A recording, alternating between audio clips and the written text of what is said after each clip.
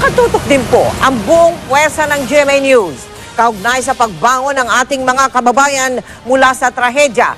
Nasa Baclayon, Bohol ngayon si Jiggy Malicad matapos mapasok ang na-isolate na bayan ng Loon. Si Karen Ree mag-uulat live mula sa Sagbayan, Bohol.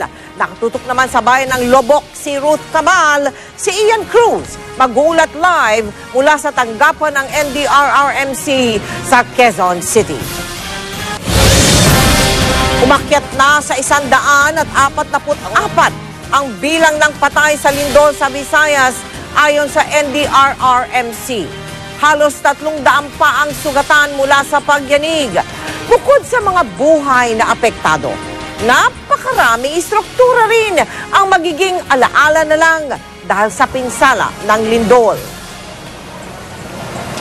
Sa Locon, sa lalawigan ng Bohol, kalunos-lunos ang sinapit ng isang lola na nasawi matapos siyang maipit sa dingding. Hanggang sa mga sandaling ito, hindi pa po nakukuha ang kanyang labi dahil sa pag-uga ng pader. Mula sa Bohol, nakatutok live at eksklusibo si Jiggy Malicad. Jiggy. Mike Mel, kanina nga'y napasok natin ang bayan ng Loon at kung saan nakita natin ang binabanggit mong lola na si Lola Celerina na nakaipit pa ang kalati ng kanyang katawan sa mga pader ng kanyang bahay habang hindi pa nare-retrieve ang kanyang mga labi. At bukod dyan, ang isa sa kinalulungkot ng mga residente dito ay yung mismong pagguho ng kanilang matandang simbahan na tila ba dinurog ng malakas na lindol na ito. Ang bayan ng Loon dito sa Bohol ang isa sa may pinakamaraming nasawi dahil sa malakas na lindol kahapon ng umaga. Bitak-bitak ang mga kalsada at may mga bahaging umangat pa. Kaya napakahirap ng biyahe. Di tulad dati, kailangan pang sumakay ng bangka ngayon.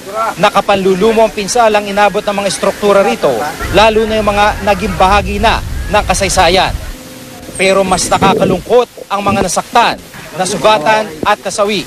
Nakunan pa ng GMA News ang labi ni Lola Celerina na mahigit 24 oras nang nakapit sa pader. Hindi siya maialis sa mga kaanak dahil umuuga pa ang pader na malapit sa katawan niya. Kunting galaw lang namin sa yung mga nakaharang doon. Yung bahay na hindi na kasi matibay yung foundation, gumagalaw agad. So yung mga nagtatangkang mag-rescue, atras agad. So, hirap. Mahirap talaga. Ang mga daan dito tila kumot na ipinagpag, nagkabitak-bitak at umangat sa lupa. Pinabagsak ang mga tulay gaya ng Mualong Bridge na ito sa bayan ng Loon. Sa dulo ng wasak na tulay na ito, nakasalubong namin si Mang Leo Bitonyo. Umiiyak habang buhat ang labi ng asawang pumanaw kahapon bago lumindol. Kailangang ilipat ng punerarya ang labi ng asawa. Pero dahil di madaanan ng tulay papuntang Tagbilaran, kailangang isakay pa ito sa bangka. Sa punerarya, ito. Ginabot, naputol yung tulay. Oh, Naputol na. naputol na, hindi na makadaan. Isolated pa rin ang bayan ng Loon. Ang isa sa paboritong puntahan ng mga bakasyonista at turista rito, ang mahigit 300 taong simbahang Our Lady of Light Church. Pero matapos ang lindol kahapon, ang dating simbahan, mistulang tumpok na lang ng mga bato. Ito na lamang ang natira dito sa Our Lady of Light Church dito sa bayan ng Loon na itinayo pa ng mga Kastila noong taong 1753 at sa isang iglap ay pinabagsak ng malakas na lindol bandang alas 8 kahapon ng umaga.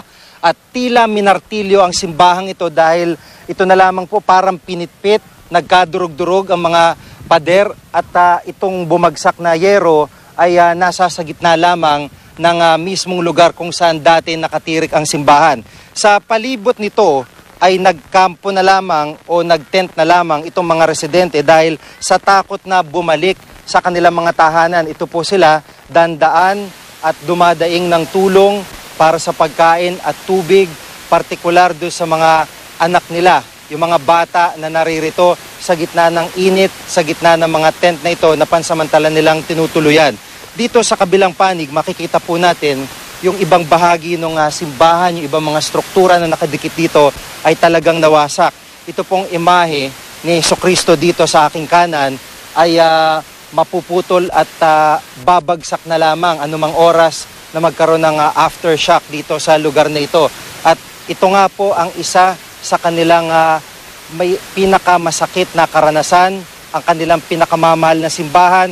Pero para sa kanila, may tuturing nilang milagro ang pagkakasalba. Sa kabila ng malakas na lindol nito, yung imahe ng Birheng Maria na nasa dulo, na nasa unahan, altar ng simbahang ito, na hindi man lamang natinag sa kabila ng malakas na pagyanig na ikinawasak ng mismong simbahang ito.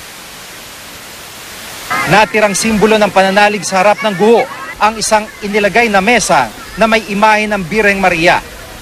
Sa paligid ng gumuhong simbahan, pansamantalang nanunuluyan sa tents ang mga lumikas na residente. Ayon sa alkalde ng lugar, nakatuon ang lokal na pamahalaan sa pagtugon sa mga biktima ng pagyanig. Wala pa rin kuryente sa bayang ito, walang gasolina, papaubos ng pagkain at patuloy na naghihintay ng tulong ang mga taga rito. Let's see, 90% is destroyed.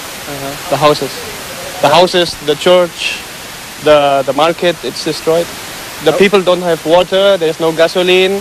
The people are looking for food, no food. We saw 2 helicopters pass by, nobody come. And the municipality, people are there just sitting and waiting. So no actions. Halos walang pinatawad ang lindol dito. Mga paaralan, barangay hall, bahay nakatikim ng pinsala. Takot ang mga residente, lalo na raw kahapon nang umakyat sila ng bundok sa takot na baka magkaroon ng tsunami. Pero sinabi na ng PHIVOLCS walang tsunami ang inaasahan sa lugar matapos ang malakas na lindol dahil hindi naman nagmula ang pagyanig sa ilalim ng karagatan. At dito nga Mike sa Baclayon, Bohol ay nakikita natin itong simbahan ng Baclayon kung saan ang natirang nakatayo dito sa unang bahagi ng napinsala ng simbahang yan ay itong imahe ni Saint Anne, ang nanay ni Mama Mary. At hindi ito bumagsak sa kabila ng malakas na pagyanig. At ayon po sa mga residente, bagamat hindi kami pinayagan na kumuha dahil sa peligro pa rin ang pagbagsak ng ilang mga piraso, ay yung imahe ng ni Padre Pio at ni Mama Mary dito sa gilid ng simbahan ay hindi rin po nasira at ito'y bahagi ng pundasyon ng simbahan ng Baclayon. Mike? Maraming salamat, Jiggy Manicad.